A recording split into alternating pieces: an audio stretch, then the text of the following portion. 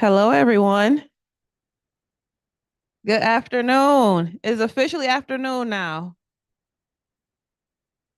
Welcome, welcome. So it is 12 o'clock, so I want to make sure that we get started on time, but please help yourself as you're getting your lunch. Please continue to do so. But I want to make sure we start on time and be considerate of everyone's schedules, as I know you all might have some 1 o'clock meetings, because I sure do. So welcome, welcome, welcome, welcome to our wrap up of our 29th Diversity Lecture Series.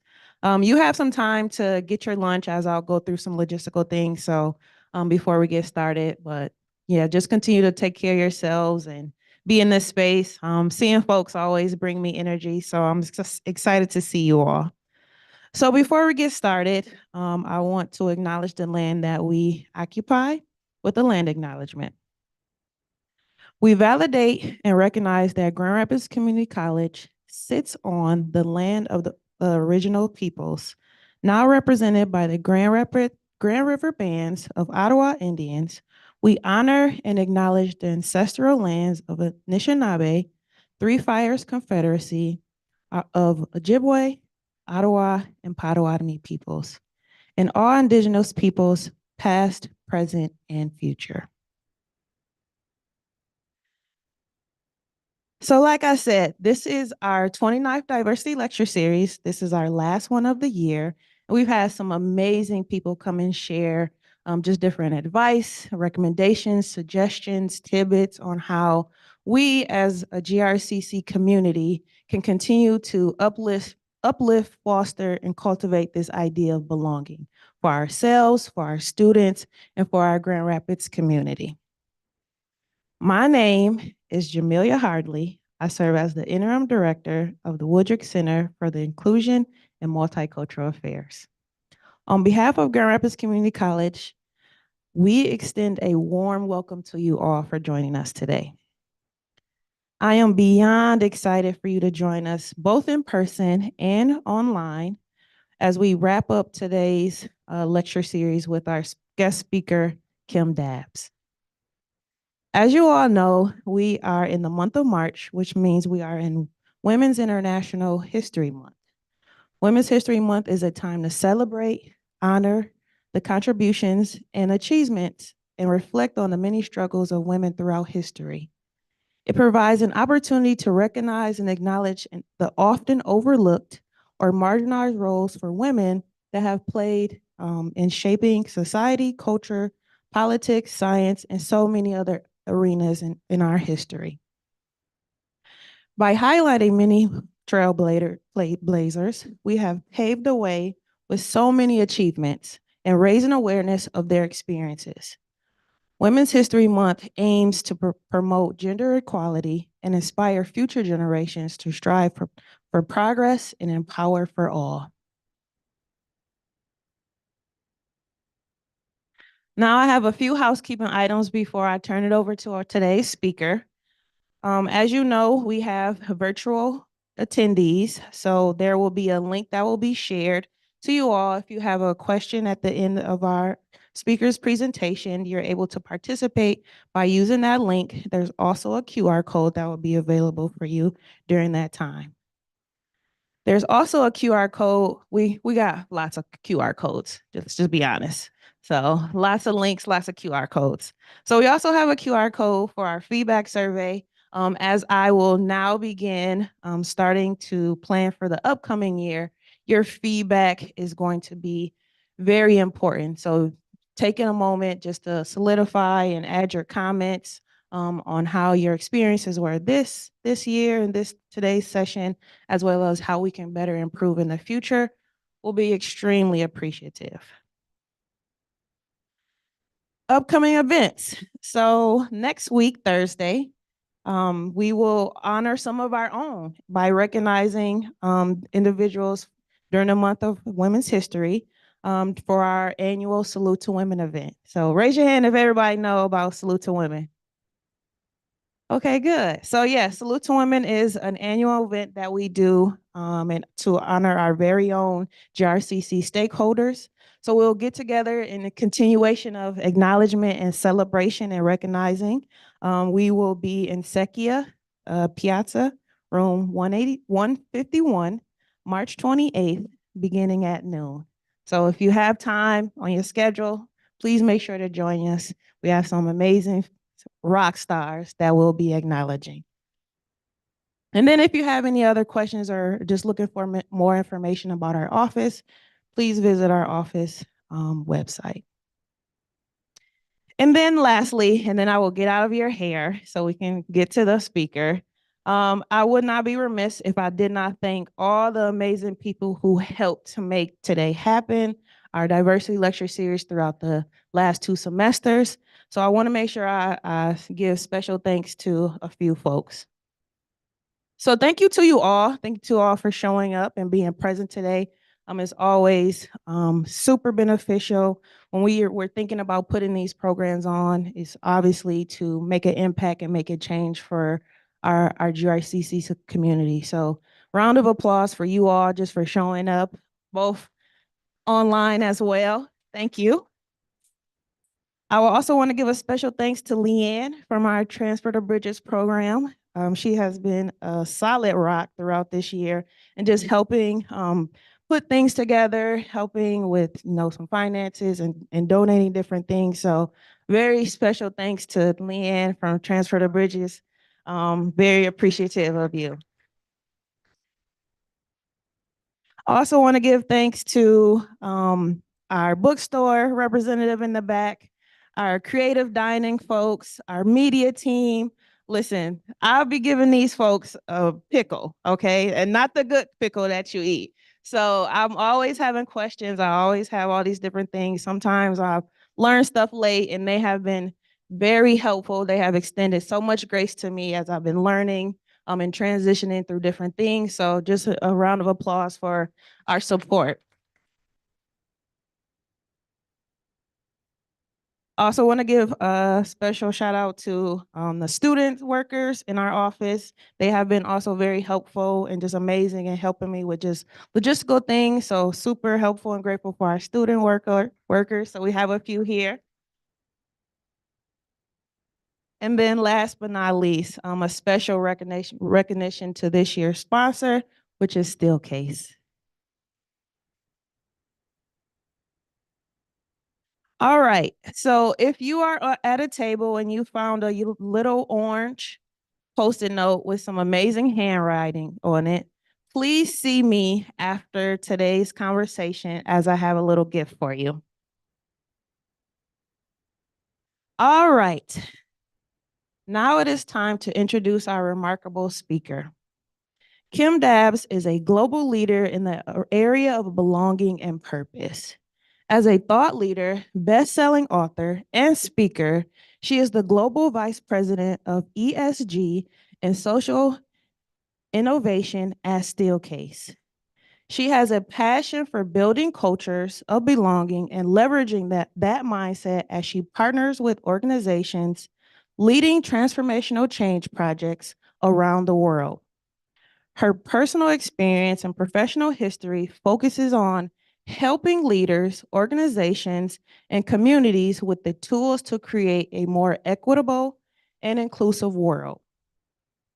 She presents internationally on belonging and impact at venues such as the Guggenheim, the Aspen Institute, and TEDx. And her latest book, You Belong Here, was just named as a top book to read by Financial Times. Please give Kim Dabbs a very warm GRCC welcome.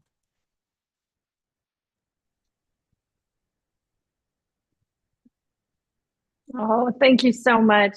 It's so nice to be here with all of you today.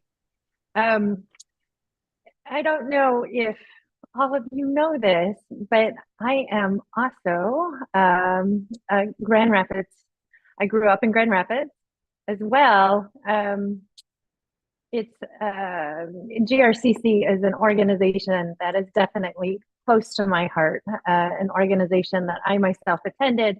And when I was leading the West Michigan Center for Arts and Technology, an organization that we partnered with often, both to remove barriers to opportunity and to provide access to education in the community.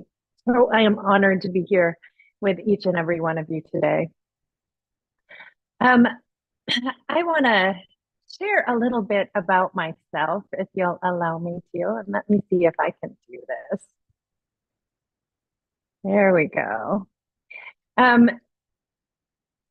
That was a beautiful introduction. Thank you so much for that.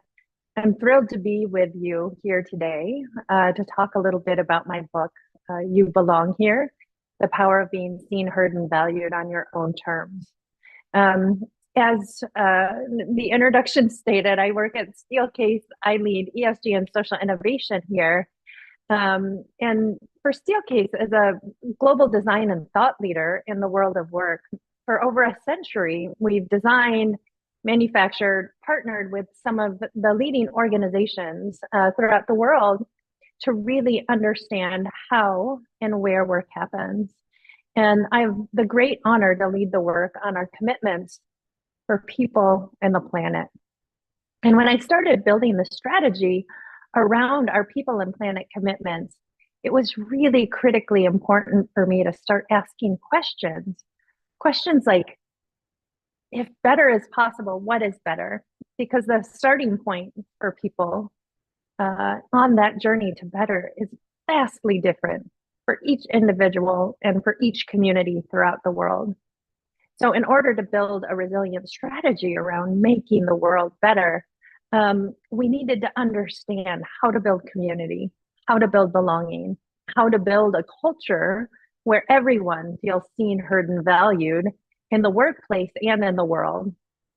So as we started building this, we focused in on a few different things: helping communities thrive, so building a community of change makers throughout the world, exploring bold new approaches to equity, education, and the environment, three things that are very near and dear to our heart.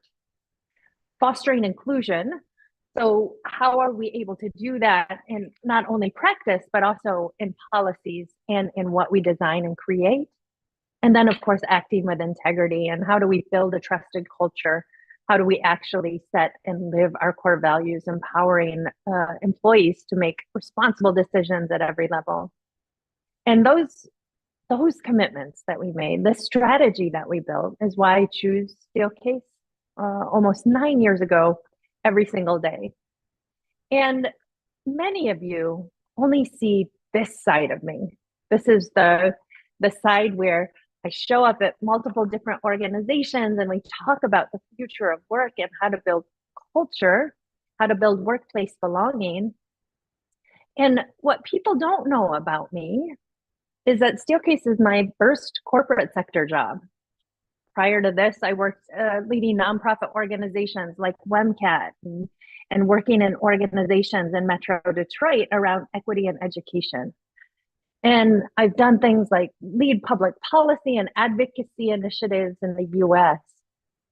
But what I found is the longer that I experienced barriers to progress for the organizations and the people that we served in all of those institutions, the more I wanted to work at scale within the system that I saw could have the greatest impact at changing the outcomes and removing barriers in our communities. So I wanted to ensure that within our own systems, those impacted had equitable access to opportunity. Now, before you see me as this, though, you have to see so much more about me, because my life absolutely didn't start here. I am a Korean-born American adoptee that currently lives in Munich, Germany. So I'm calling all of you from Munich right now.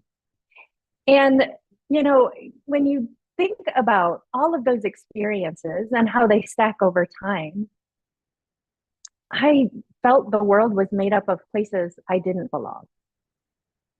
Every place I went, people told me I was not one of them. Friends would tell me I'm too American. You're not really Korean. And when I lived in the US, in America, Americans would tell me, "You're not American, you're Korean." And now that I live here in Munich, Germany, Germans tell me, "Well, you're not either. You're just not German." And everywhere I went, people would remind me that I'm not one of them. And I felt like the hot potato of inclusion. And every day that this happens, every day we experience this, it hurts. And it doesn't just in your mind hurt, this physically hurts. We know the research has shown that when we experience exclusion like this, that exclusion, that feeling of not belonging, that shares the same neural pathways as physical pain. So when we feel excluded, when we feel othered, we actually feel it within our bodies.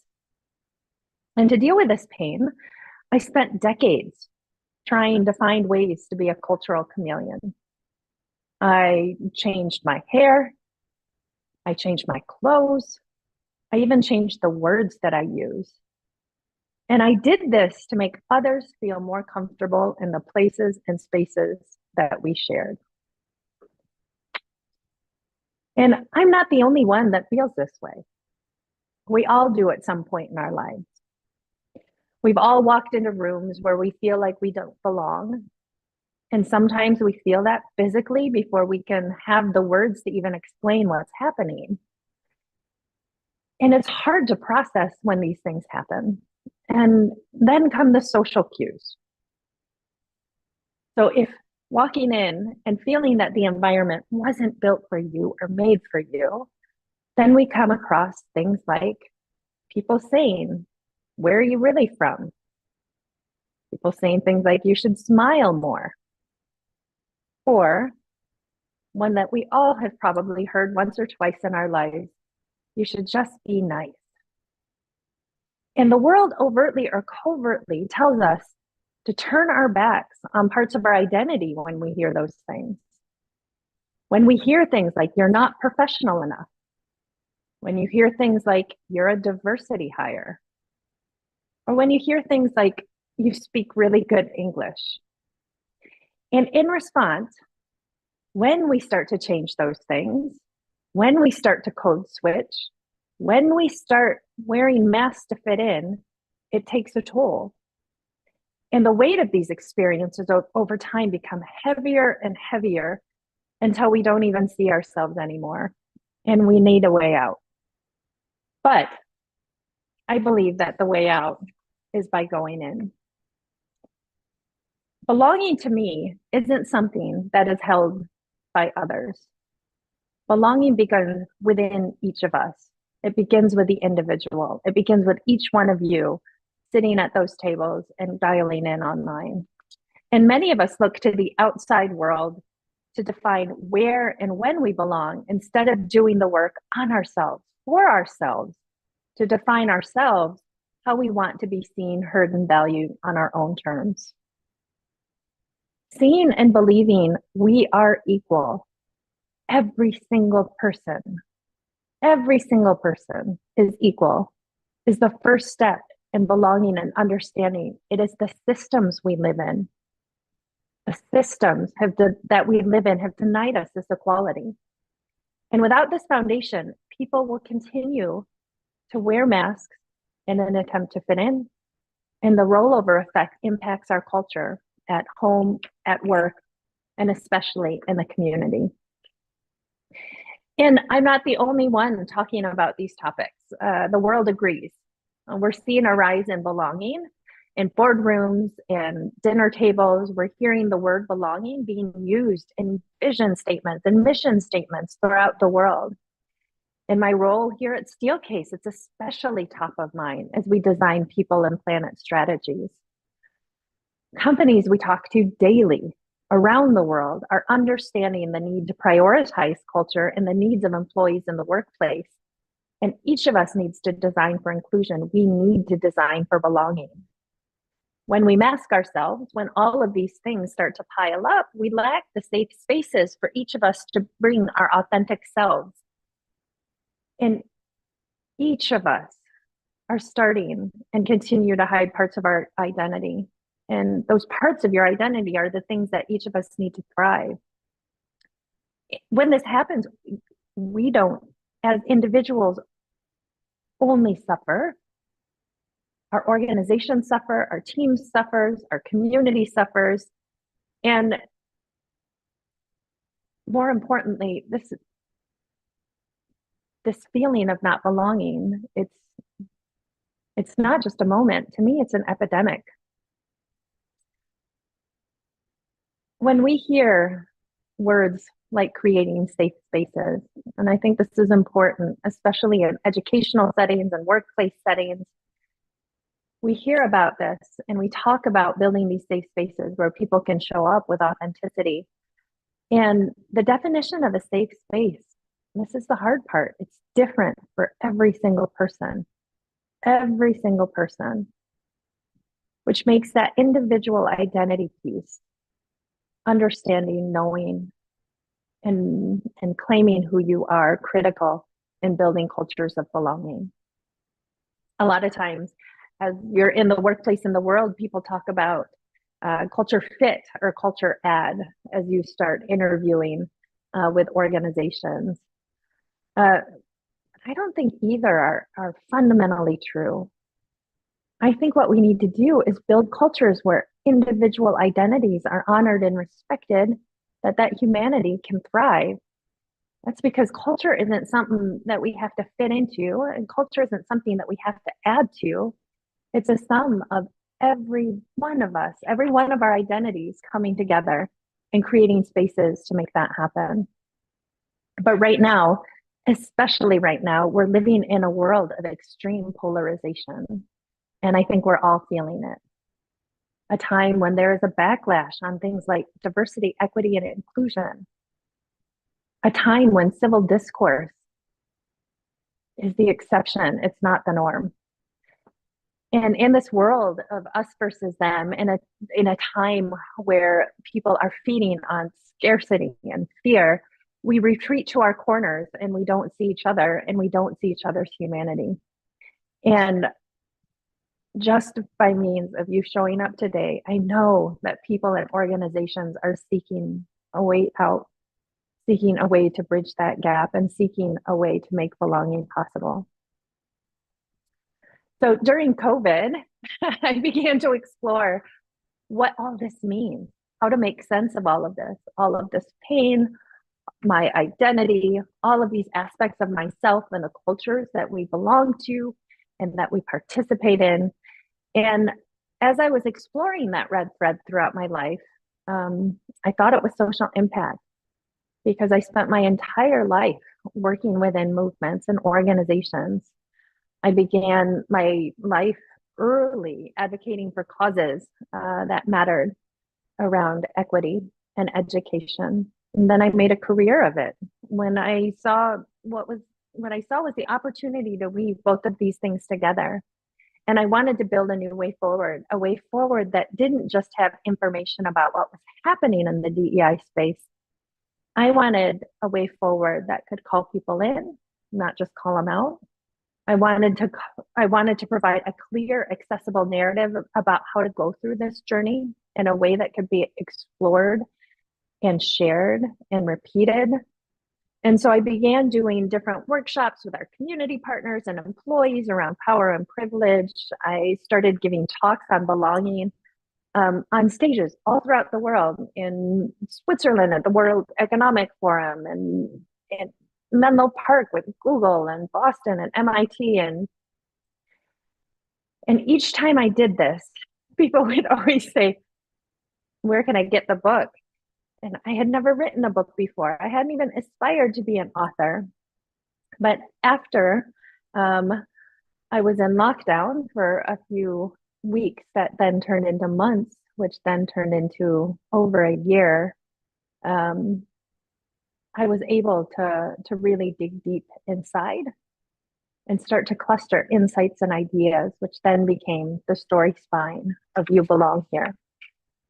And You Belong Here really is about the journey to belonging. It takes us to a personal exploration that allows each of us to continually see, claim, edit, and own who we are so that we can stand firmly when we feel like an outsider in the world. I take each of the readers and each of you through this journey so you're able to see your lived identity, claim your learned identity, edit your lingering identity, and ultimately own your loved identity. And I want to explain a little bit about each of these stages. Now, when I talk about a lived identity, these are aspects of ourselves that we've inherited.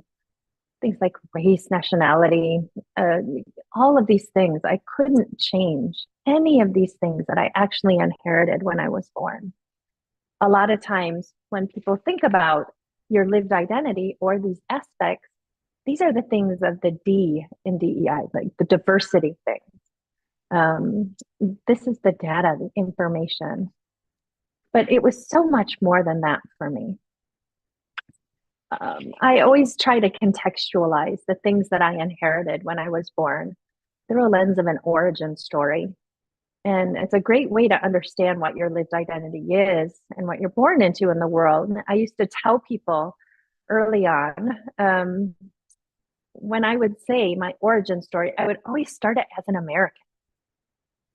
I would leave out the whole I was born in Korea part. I was adopted, landed in Chicago, got driven to Grand Rapids, Michigan, and grew up there. I just kind of skipped over all of that Korean born adoptee part. And when I did that, I would leave out the richness of my history of being Korean. But the reason, and when you start to dig deep into your origin story, you start to discover the reasons why we do these things. And for me, I did that because throughout my life, through words, social cues, and actions, I was told the Korean side of me was less than. I was the other. So over time, I would just leave that out. And as that story became embedded in my heart and in my words and in my introductions, I didn't even realize I was leaving that part of me out anymore. So when each of us are able to dive into our origin stories and question parts of our lived identity, we either step into or which parts of your origin story you hide, depending on the room that you walk into, you will have more clarity on the world we're born into. You will have more clarity on the systems and conditions that shaped us. And although we can't change our starting point, we can change our relationships with these aspects of our identity. When we think about our learned identity, these are the things that we claim. These are the choices that we make in our life. But our learned identity, this is dynamic and impermanent.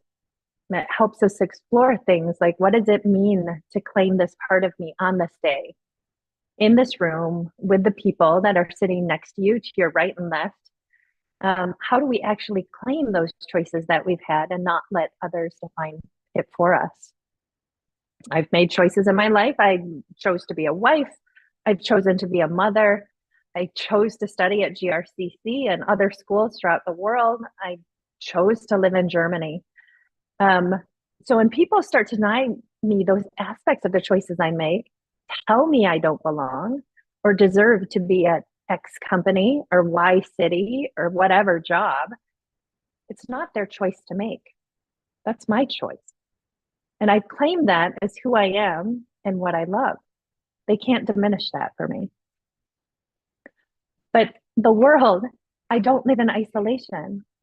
So I needed to build my guiding principles. So when I was making those choices and when those things started getting questioned, I knew what was actually guiding all of those choices every day. So I urge everyone to take time and really think through what are the things that actually guide you to make the choices you have in your life. You're going to be challenged to think about which aspects serve you, which ones don't, and which parts of those choices are actually forced upon us by others, and the implications that has on the opportunities before us. By doing so, we then can better see systems that are set up for equitable access to opportunity and which ones actually have barriers. When I think about education, I had such a gift of education by going to GRCC, by going to other institutions. Now that I live in Germany, those choices look different. The choices that we have in different countries and different cultures and different communities shift. So we look at these choices too as fixed. I have this choice or I don't.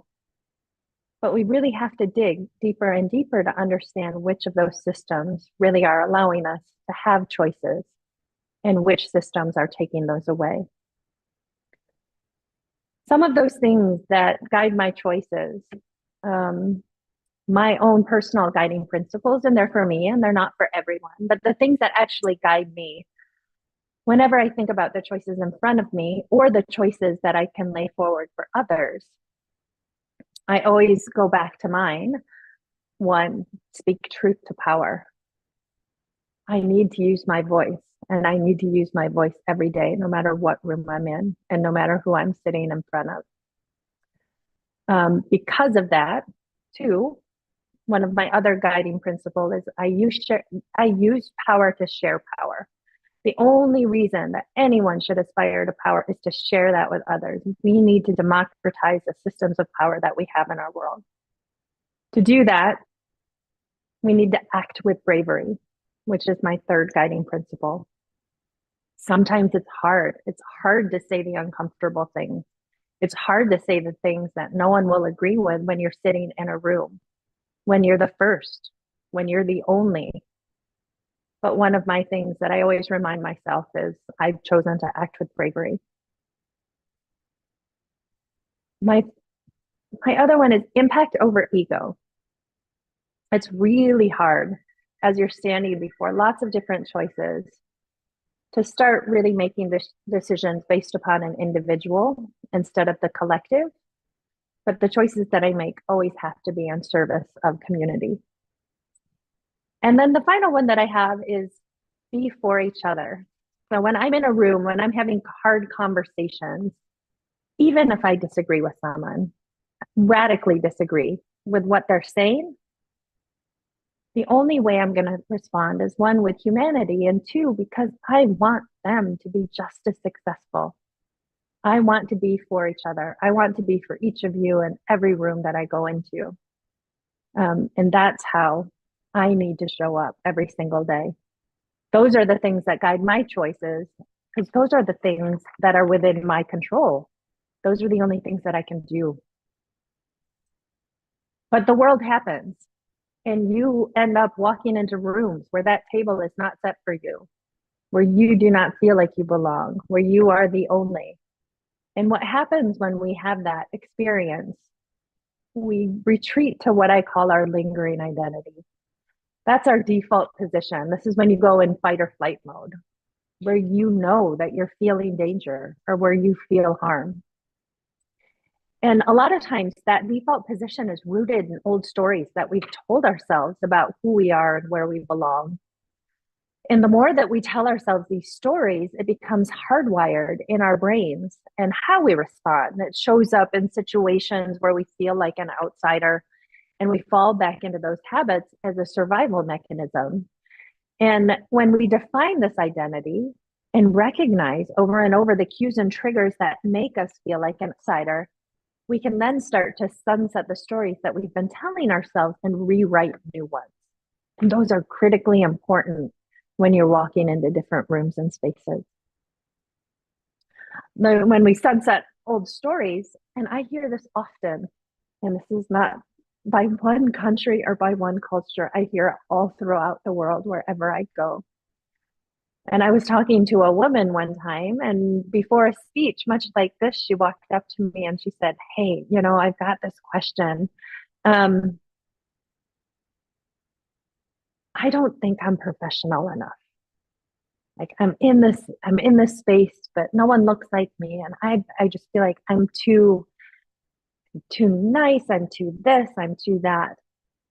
And we took a moment just to sit down together and try to deconstruct, like, this isn't about that first. what this is about the culture and the environment that you're working within. So if you were to have pieces of how you show up in that room um, within your control, how would you define professional? What does professional mean to you? And she had never thought about that. We talked about that a little bit. And she's like, oh, I always thought like other people define professional, and that wasn't for us as individuals to define. And as I go around the world, if you go to Silicon Valley and you see people there, professional to them is showing up in a black t-shirt and some Converse. And sometimes when you're in a bank in London, that means you're wearing a suit. But professional to me is actually neither of those. Professional is when you're able to bring your best gift to the workplace, and that you can do that showing up exactly as you want to be, because your gift is your gift. And if you allow that culture to thrive, then everyone there is professional because everyone's getting the work done. And when you do that, you come to a space where I talk about your loved identity. And each of these parts that we just talked about, each of them play a critical role in who we are and how we see, hear, and value ourselves. And when you discover your loved identity, it's when you come to terms with all of these aspects, see them fully, and are able to live with authenticity through a lens of empowerment. You've clarified your values. We define all of these things for ourselves, first and foremost.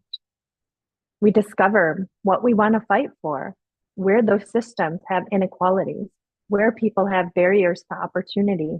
And those are the people that you want to be fighting with.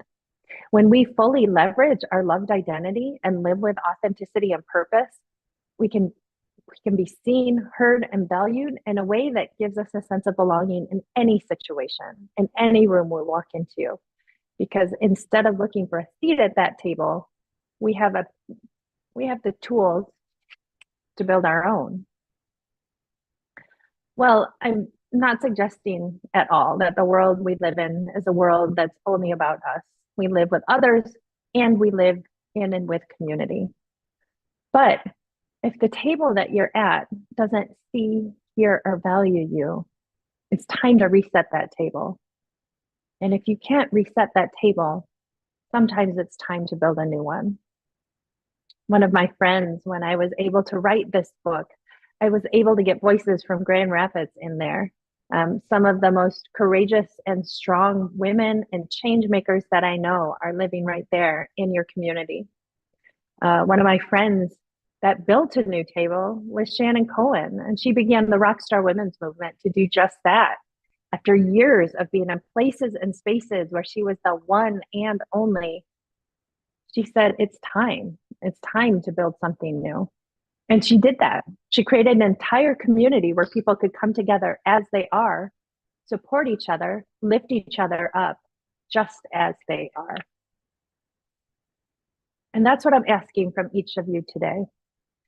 Through this process of defining our identity, understanding how to be seen, heard, and valued on our own terms, that also means we open our eyes to the journey of others. When we do this, when we understand our identity and root ourselves in that, we also see other people's identity and we see it with empathy. We can then use this power to ensure the lived, learned, and loved experiences of others are honored in everyday situations. And we learn how to design the rituals and norms to create spaces for everyone to thrive.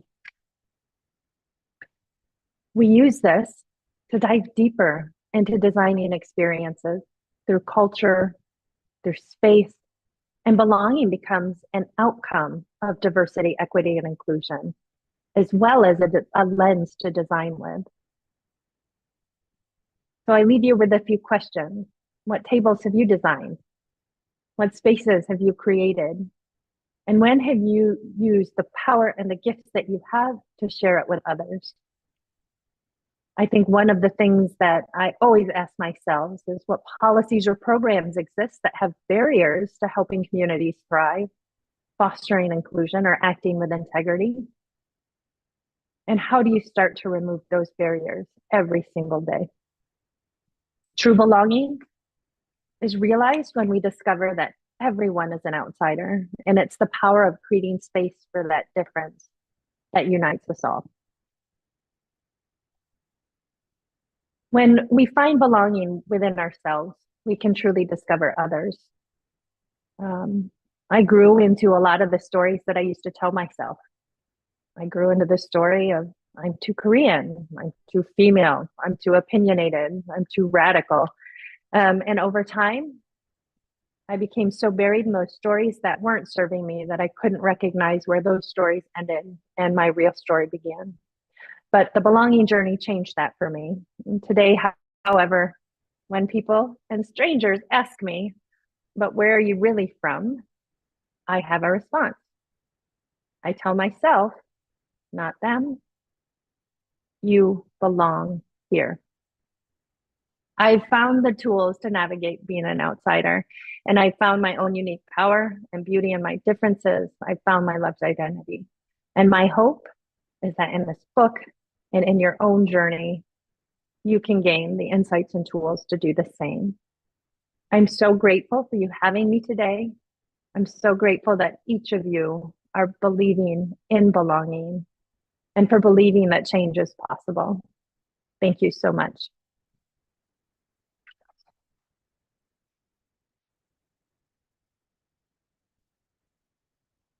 So I would like to open it up to our audience, both online and in person. If you have any questions, we'll come around with the mic.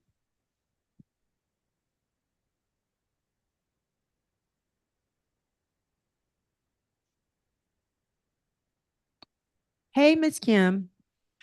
This is Shonda, and I am wondering if you would share, because you were sharing your guiding principles, and I don't type as fast as you was talking. So can you share your sixth one, the one that comes after impact over ego? Be for each other. Before each other. Thank you so much. Yeah.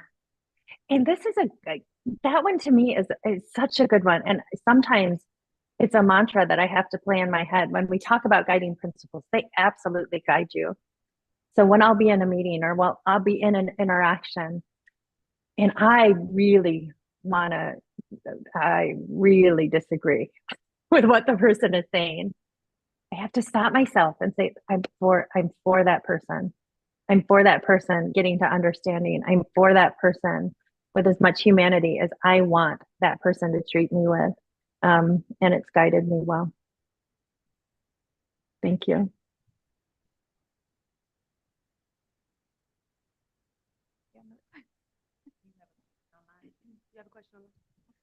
Another question, Miss Kim, is when did you decide to move to Munich? Like, I think I last saw you at we were at a opening for the Delta Project, and like, yeah. oh my God. Yeah. I have been here in Munich now for a little over 8 years. But because my role is global and because I work for Steelcase, I'm back there every few months. So I get to stay in touch with both friends and community partners and people in Grand Rapids and in Detroit as well. So I'm back often.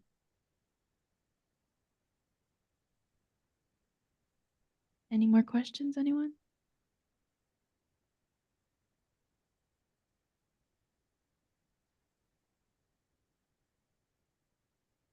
How has finding belonging for yourself helped you build belonging in spaces or for other people? Yeah, that's a great question. One of the things that I strongly believe is that inner work is systems work. And we don't give it the place and space and time within education or within leadership programs and all of this stuff to say, hey, we as individuals, we as leaders, we need to understand who we are and how we show up because we're actually designing the policies and the experiences that other people have every single day. So for me, by building that belonging within myself, I then have a clear understanding of how to create those places and spaces where others can do the same. One of the things that we do in my team is we have our team norms. Once a year, we come together and we say, how are we actually going to convene? How are we going to gather? How are we going to show up for each other? Things like we're accountable to the people we serve. We build with, not for, like things that actually matter to our work, but they matter to how we build a safe space together as a team. And every time we open up a team meeting once a week, we start with our team norms and we say, what worked this week? What didn't work this week? Which norms challenged you? How can I support you? And that way, you're seeing everyone in their fullness, in their vulnerability to say, you belong here. You have a gift, and we're here to unleash that gift in all of your work and all of your time together. Anyone else?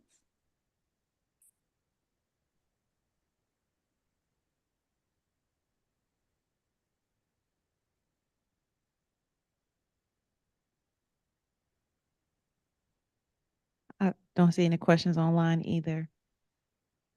But I have a question. Kim, Mhm. when you mentioned that you weren't really like an author or a writer and decided to sit down and kind of self-explore this journey and to put it to pen essentially, what kind of self-work did you do when maybe it was more discouraging or a little more difficult to kind of process for yourself as you were writing? And then in that process, a lot of times we understand that pain and struggle is the outcome of something beautiful. So were there any of those moments for you while you were in your writing process or just in general as this book came to form? Yeah, I think every time I would struggle, and every author struggles through like peaks and valleys of momentum. A couple of things that I would do is I would consistently do the things that actually brought me energy, and that was doing interviews with people throughout the world and ask simple things like, where do you call home? What does belonging mean to you? Tell me your story. And by leading with that curiosity, it would give me that momentum um, that I needed to keep going in this work. And I I've met so many fabulous change makers throughout the world. Um, and the one thing that we all share as change makers is the fact that we've all experienced not belonging. And all of the change makers are so committed to building community. But the stories I tell within the book, and the stories I tell of the interviews that I have, I also had a duty of care, responsibility in really safeguarding people's stories. I remember when I was taking a master class with a American writer, Roxane Gay. She had said, like, make sure that when you share your story or stories of others, and they contain trauma, that you're not traumatizing others with the story and you're not re-traumatizing yourself. And that was something that I would always hold to. It's like, even though I was working and processing through those difficult stories throughout those past couple of years, I always knew, like my guiding principles showed me, like I was doing this in service of, right? And of community. And what's important, where could people derive a lesson from that? That would be meaningful to help them build a stronger identity or build a stronger world. Thank you. Any other questions out there?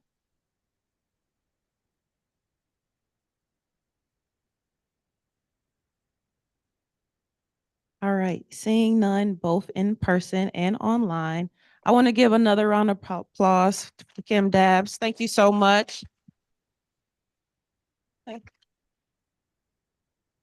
Really appreciate your story and just being the willingness to share with us today on your journey and just walking us through how the book came to be and just sharing tidbits about the book just in general. So thank you so much. I hope we as a campus have been charged with some new recommendations, some tips and advice as we continue along this journey together with belonging and what that means for us on campus. So thank you.